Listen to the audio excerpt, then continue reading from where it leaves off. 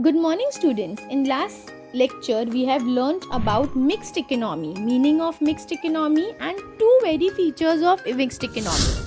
The very first feature, coexistence of private and public sector in mixed economy, and the second feature of mixed economy, that is economic planning.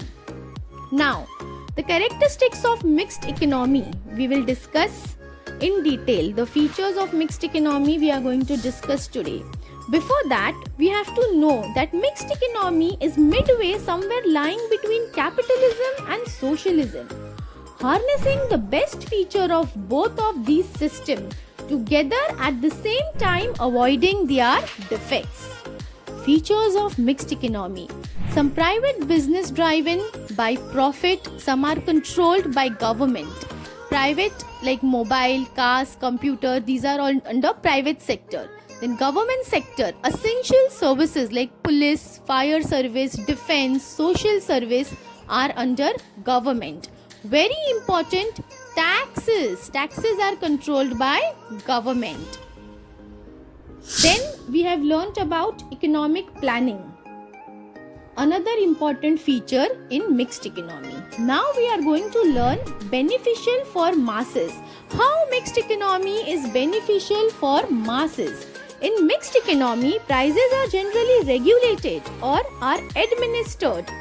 Prices means the prices are regulated by the government, properly checked by the government, whether the prices are fair or not. The state helps in lowering the prices of mass consumption of goods and services. Means the prices which are applied to goods and services should be reduced, should be lowered, should be lessened. Why? So that all consumers can be benefited by these products, whether they are rich or whether they are poor.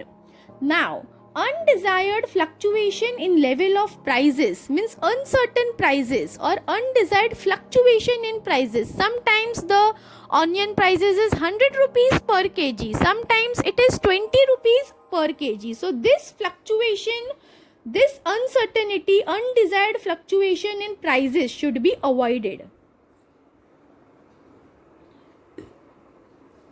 Uncertainty of supply means sometimes the stock is hoarded or kept back, not released in the market. So this uncertainty of the supply of goods creates artificial scarcity. Artificial scarcity means if you can see these onions, there is lot of available stock in the go down, but it is not released in the market. This is known as hoarding. HOARDING are properly checked and removed by government.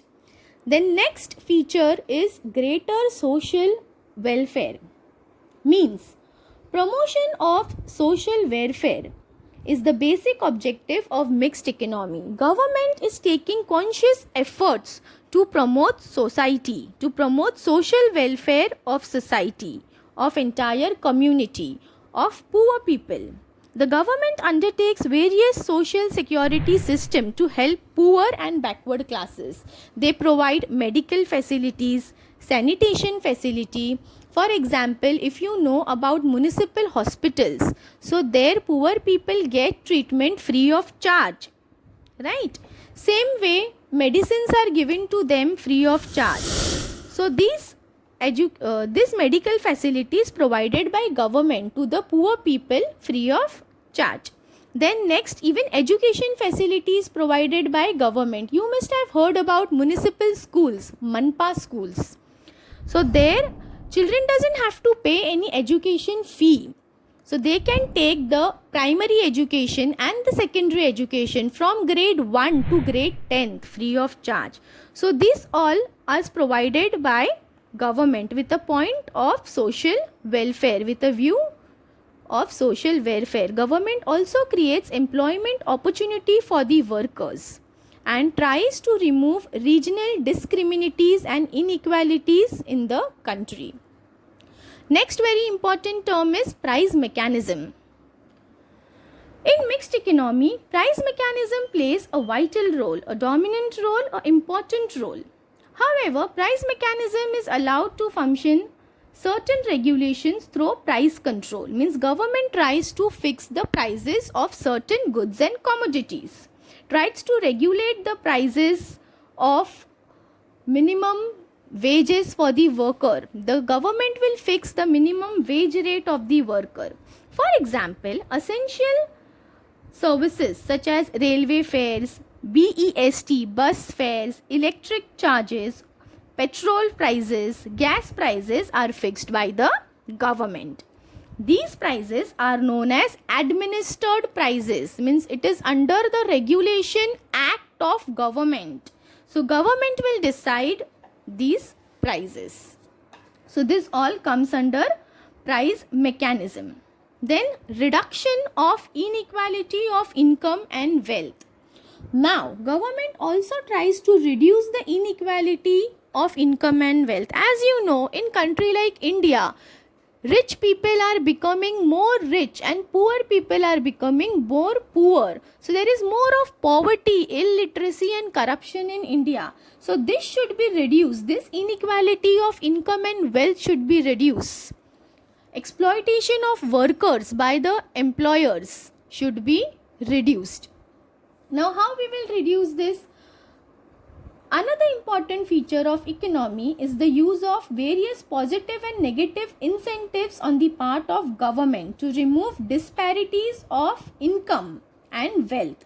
The state, by adopting the system of progressive taxation, means the rich who have lot of money, the government takes tax from them and that tax is utilized for their better development, growth and development of poor people, for their education facilities, for their better medical aid.